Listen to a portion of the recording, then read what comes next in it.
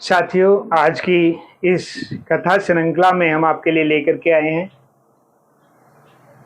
मंदार और शमी पत्र की कथा। मंदार, जिसे लोग आंकड़े का पुष्प भी कहते हैं, आंखें का पुष्प भी कहते हैं, इसके अनेक नाम हैं। और मंदार यानी मदार भी इसे बोला जाता है।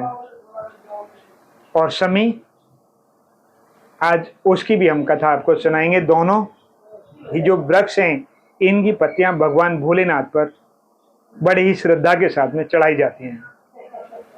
कथा इस प्रकार है। एक बार नारद मुनि तीनों लोकों में विचरते हुए स्वर्ग लोक में देवराज इंद्र के पास पहुंचे। इंद्र ने उनका यथोचित स्वागत किया। वार्तालाप के क्रम में इंद्र ने मुनि से कहा, हे मुनीश्वर, आप पृथ्वी लोक का भ्रमण करके आ रहे हैं, तो कृपया मुझे औरव ऋषि और उनकी पुत्री की कथा सुनाने की कृपा कीजिए। साथियों, इस पर नारद जी ने सहर्ष इस पर कथा सुनाई। वे बोले, इंद्रदेव, आपने एक ऐसा कथा सुनाने का आग्रह किया है जो मृत्यु लोक में लोगों के कष्टों को दूर करने वाली है। चलिए, अब मैं महान ऋषि औरव और उनकी पुत्री शमी की कहानी सुनाने जा रहा हूं। एक समय मालवा नाम के राज्य में औरव नाम के एक विद्वान ब्राह्मण हुए, जिनका तेज वेदों के ज्ञान रूपी सूर्य के समान प्रदीप्त था। उन्हें देवताओं के समान ही शक्तियां प्राप्त हो गई थी। बहुत दिनों बाद उनकी पत्नी ने एक सुंदर पुत्री को जन्म दिया, जिसका नाम उन्होंने शमी रखा। साथियों, ऋषि शमी को बहुत स्नेह दिया करते थे। शमी जब बड़ी होने लगी तो उसने एक नियम बना लिया कि जो भी व्यक्ति उसके घर आता वह उसे भूखा नहीं जाने देती। वह भूखी रह जाती पर किसी को भूखा नहीं जाने देती। कोई भी भूखा मिल जाता तो वह अपने भोजन को भी उसे दे देती। शमी उन विचारों की थी, उसे उसकी थाली में कुछ बचे ना बचे चलेगा, लेकिन उसके घर में कोई भूखा जाए यह नहीं चलेगा। मंदार नामक एक सुंदर बालक औरव ऋषि के मित्र शौनक ऋषि के आश्रम में रहकर शिक्षा प्राप्त कर रहा था। जब शमी युवा हुई तो उन्होंने शमी का विवाह धौम्य ऋषि के पुत्र मंदार से कर दिया। इस प्रकार दोनों का मंगल विवाह हो गया। मंदार विवाह के पश्चात शमी को अपने उसके माता पिता के पास छोड़कर शिक्षा पूरी करने के लिए पुणे शौनक जी के आश्रम में चला गया। यहीं पर शौनक ऋषि और औरव ऋषि के आश्रमों के मार्ग को जोड़ने वाले रास्ते पर एक अन्य महान तपस्वी ऋषि भुशुंडी का आश्रम पड़ता था। वे गणपति के अनन्य भक्त थे। वे किसी अन्य देव का नाम तक नहीं लेते थे। उन्होंने बहुत समय तक गणपति जी की तपस्या की। तब भगवान भोलेनाथ गणेश जी से बोले, बेटा, तुम्हारा एक भक्त तुम्हारी तपस्या में लीन है, जाओ और उसे वरदान दो, उसकी इच्छा पूरी करके आओ। अपने पिता की आज्ञा से और अपने शिष्य की तपस्या से प्रसन्न होकर भगवान गणेश जी ने अपने पिता की आज्ञा के उपरांत गणेश जी ने साक्षात भुशुंडी ऋषि जी को दर्शन दिए। अपने सामने गणेश जी को देखा तो ऋषि उनके सामने नतमस्तक हो गए। जब गणेश जी ने उनसे वर मांगने के लिए कहा तो भुशुंडी जी बोले, हे भगवान, मुझे और किसी से कुछ नहीं लेना, मुझे तो अपना स्वरूप प्रदान कीजिए ताकि मैं खुद में आपको देख सकूं और महसूस कर सकूं। गणेश जी मुस्कुराए। उन्होंने मुस्कुराते हुए ऋषि से कहा कि कुछ और मांग लीजिए। इस पर ऋषि बोले, भगवान, मैं आप जैसा तो नहीं बन सकता और आप मुझ जैसे नहीं बन सकते, परंतु आप मुझे अपना थोड़ा सा स्वरूप दीजिए, अपने शीश का स्वरूप ही दे दीजिए। एक बार फिर से सोच लो।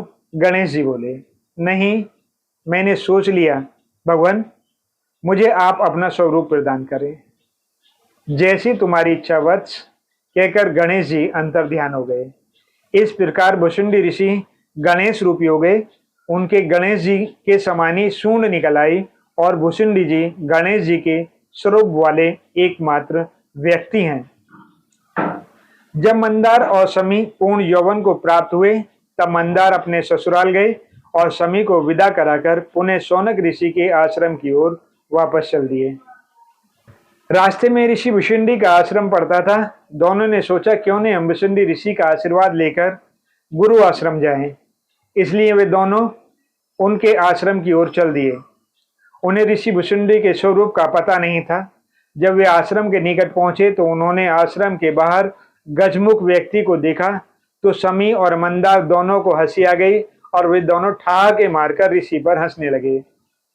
ऋषि बोले, ऋषि पुत्रों का इस प्रकार किसी पर हंसना ठीक नहीं है। यह मेरे गुरुदेव का स्वरूप है। तुम मेरे नहीं मेरे गुरुदेव का अपमान कर रहे हो। लेकिन वे हंसते ही रहे और हंसते हंसते लोटपोट होते रहे। पहले तो ऋषि उन्हें बच्चे समझ रहे थे, लेकिन जब उन्होंने हंसना बंद नहीं किया तो उन्हें क्रोध आ गया। उसी क्रोध ने आग में घी डालने का काम किया। उन्होंने एक और बात बोल दी, जैसा शिष्य वैसा ही गुरु भी हो। ऋषि पुत्रों, मुझे तुमसे यह उम्मीद नहीं थी कि ऋषि पुत्र एक जड़ की तरह मुझसे व्यवहार करें। उन्होंने ऋषि की बात नहीं सुनी। वे फिर भी हंसते रहे। इस पर ऋषि बहुत क्रोधित हुए और कुपित होकर उन्होंने दोनों को श्राप दे दिया, तुम दोनों वृक्ष बन जाओ और ऐसा वृक्ष कि जिसके पास पशु पक्षी भी ना भटकें, अर्थात वे भी ना आए। ऐसा ही हुआ। ऋषि के श्राप के प्रभाव से दोनों तुरंत वृक्षों में बदल गए।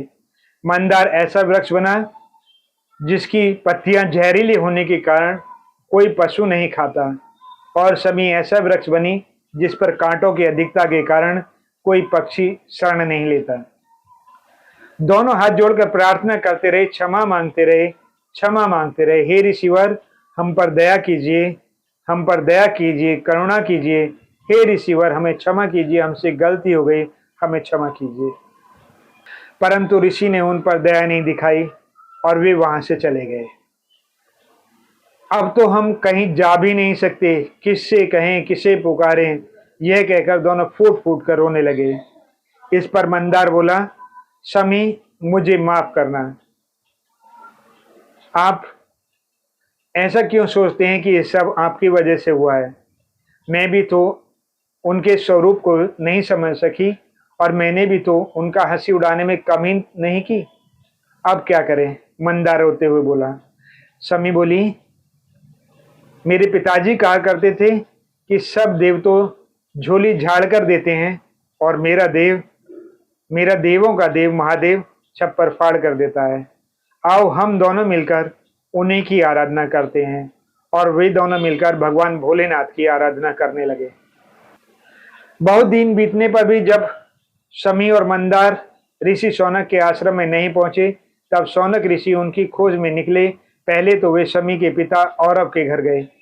वहां उन्हें न पाकर दोनों ऋषि शमी और मंदार को खोजते हुए भुसुंडी ऋषि के आश्रम पर आए। दोनों ने उन्हें सम्मान पूर्वक प्रणाम किया। तब ऋषिवर बोले, मान्यवर, आपके यहाँ आने का प्रयोजन क्या है, कृपया बताएं। तब ऋषिवर बोले, मान्यवर, आपके यहाँ आने का प्रयोजन क्या है, कृपया बताएं। तब दोनों ने शमी और मंदार के गुम होने की कहानी उन्हें सुनाई तो ऋषि भुसुंडी ने सारा वृतांत बता दिया। जब उन्हें सारा वृतांत की जानकारी हुई तो उन्होंने भुसुंडी ऋषि से दोनों को शाप मुक्त करने का अनुरोध किया। हे प्रभु, वे दोनों तो अबोध बालक थे, आप सर्वज्ञ ज्ञान संपन्न एक महान ऋषि, फिर भी आपने उन्हें श्राप दे दिया जो ठीक नहीं है। आपने उनकी गलती के लिए उन्हें छोटा मोटा दंड दे देना था, आपने तो बहुत बड़ा दंड दे दिया। ऋषि भुसुंडी बोले, आपको ज्ञात होगा कि दोनों बच्चे शिक्षा संपन्न थे और उन्होंने अपनी शिक्षाएं पूर्ण कर ली थी। उन्हें ज्ञात होना चाहिए कि अपनों से बड़ों के साथ कैसा व्यवहार करते हैं। मुझ पर हंसते तो बात दूसरी थी, वे मेरे गुरुदेव के स्वरूप पर भी हंसे। एक बार नहीं, बार बार गुरुदेव के स्वरूप पर देखते और जोर जोर से हंसते। तुम दोनों महान ऋषियों की संतान हो, मेरे साथ एक जड़ जैसा व्यवहार कर रहे हो। तुमने मेरे साथ मेरे गुरु का भी अपमान किया है, इसलिए मैं गुरु को साक्षी रखकर तुम्हें श्राप देता हूं कि तुम दोनों वृक्ष बन जाओ, ऐसे वृक्ष जिसके पास पशु पक्षी भी न भटके अर्थात न आए। मेरे मुख से यह श्राप निकल गया। मान्यवर, जो हुआ वह गलत हुआ। अब बच्चों को माफ करके उन्हें श्राप से मुक्ति दिला दो।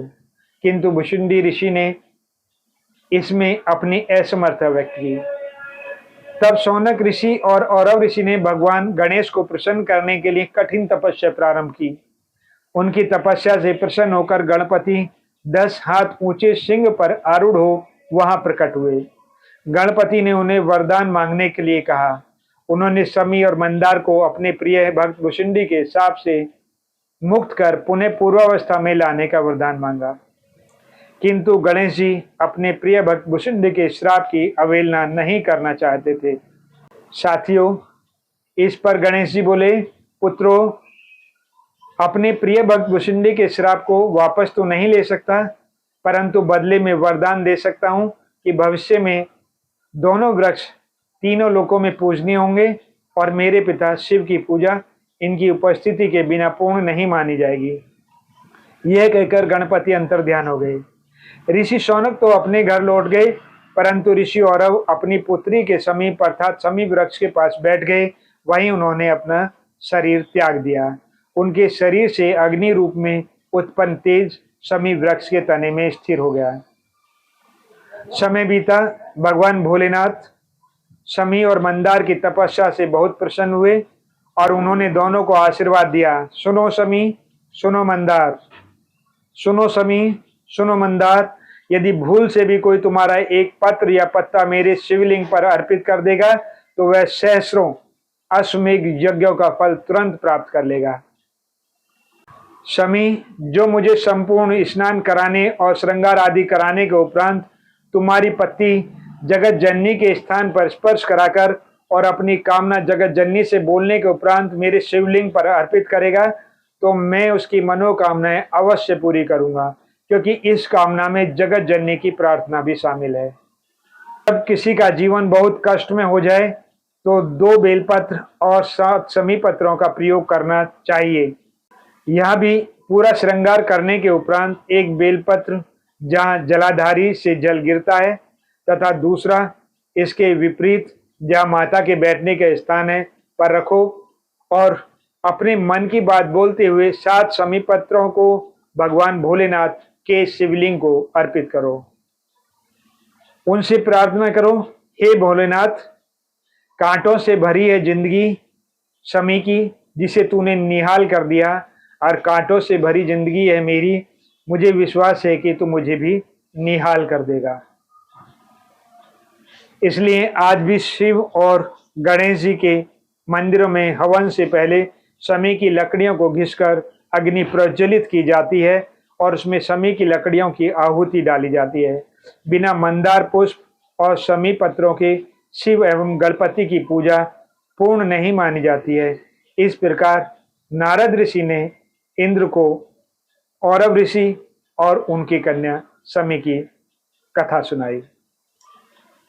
साथियों, आपको यह कहानी कैसी लगी कृपया हमें अवश्य बताइएगा और अगली कहानी के लिए हमारे चैनल को देखते रहिएगा। यदि आपको हमारी प्रस्तुति अच्छी लगी तो कृपया हमारे चैनल को सब्सक्राइब करें, लाइक करें तथा हमारे इस कहानी को अपने दोस्तों तक जरूर शेयर करें ताकि उन्हें भी इस चीज़ की जानकारी मिल सके। राधे राधे। जय श्री कृष्णा। श्री शिवाय नमस्तुभ्यम। हर हर महादेव।